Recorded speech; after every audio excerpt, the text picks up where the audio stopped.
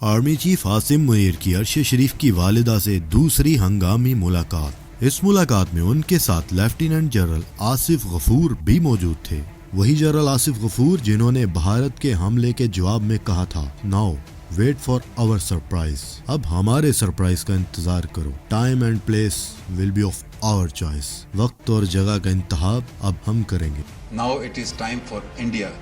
to wait for our response. The response will come at the point and time of our choosing,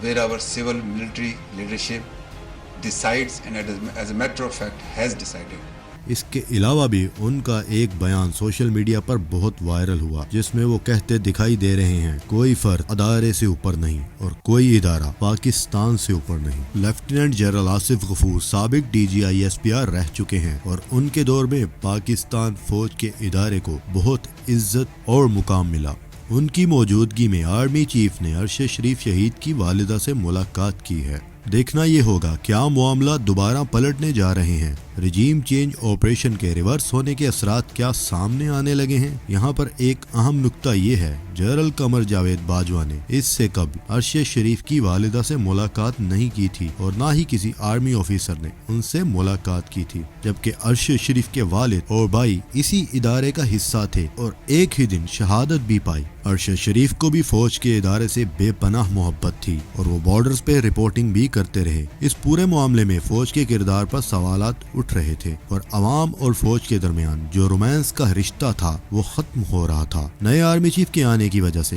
قوم ابھی بھی اضطراب کا شکار تھی کہ ابھی بھی اعظم سواتی کو پورے پاکستان میں گھمایا جا رہا ہے، بجائے کہ ان کی فریاد سنی جاتی ان پر بے پناہ FIRs کاٹ دی گئی ہیں۔ شہباز گل پر بھی FIRs کاٹی جا رہی ہیں۔ قوم یہ امید لگائے بیٹھی تھی کہ نئے آرمی چیف آنے کے بعد اس سلسلہ کو روک سکیں گے۔ ایسے میں ایسی خبر کا آنا ایک ٹھنڈی ہوا کا جھونکا تبھی ثابت ہو سکتا ہے اگر ارشد شریف شہید کو واقعی میں انصاف مل جائے۔ اس ملاقات کی خبر کی تصدیق کی ہے صابر شاکر نے۔ انہوں نے ان کے ملاقات کے دوران کون کون لوگ موجود تھے اور ارشد شریف شہید کے اہل خانہ میں سے کون لوگ موجود تھے کیا بتایا، آئیے آپ کو سنواتے ہیں۔ لیکن شہید کی والدہ نے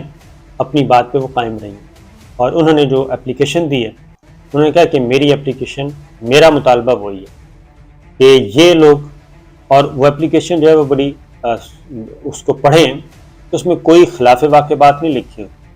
کنکلوژن انہوں نے نکالا ہے کہ بھئی یہ ٹائم لائن ہے، یہ لوگوں کی طرف سے آ رہی تھی دھمکیاں،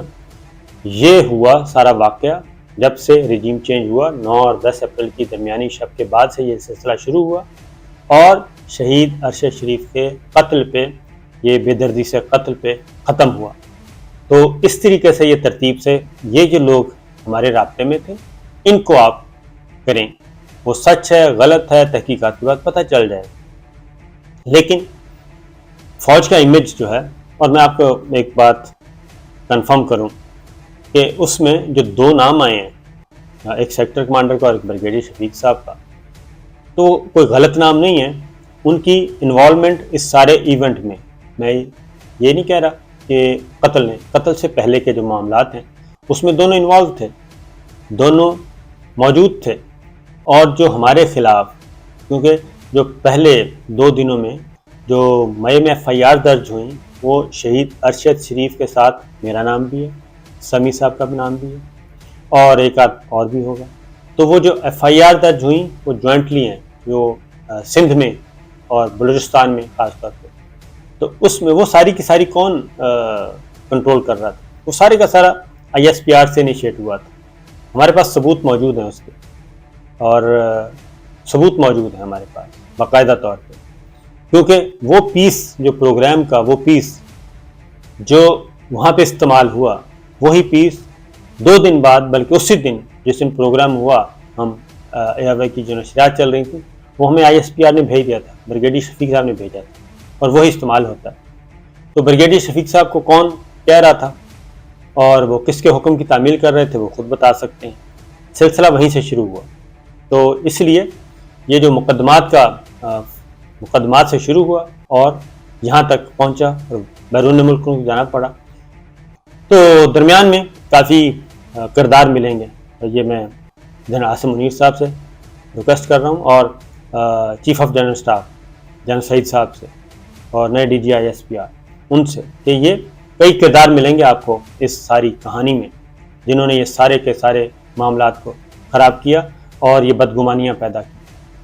اور یہ بدگمانیاں بھی پیدا کی، سارا امیج خراب کیا۔ تو شہید کی والدہ اپنی بات پہ قائم رہیں، ارشد شریف کی والدہ ماں جی وہ اپنے بات پہ قائم رہی ہیں کہ یہی جو اپلیکیشن ہے اس میں جو میں نے نام لکھے ہیں اس کو انویسٹیگیٹ کروایا جائے، اگر انصاف مجھے چاہیے تو مل جائے گا، یہ ہے میرا مقدمہ۔ یہ سمپل انہوں نے بات کی ہے۔ اور اسی طریقے سے جو آصف غفور صاحب گئے ہیں ان کے ساتھ بھی یہی بات کی ہے انہوں نے، اس کے علاوہ کوئی تیسری بات نہیں کی۔ بچے بھی تھے، اہلیہ بھی تھی، کیونکہ ان کی تو وہ تو کئی فیملیز کا ایک سب کچھ اجڑ گیا۔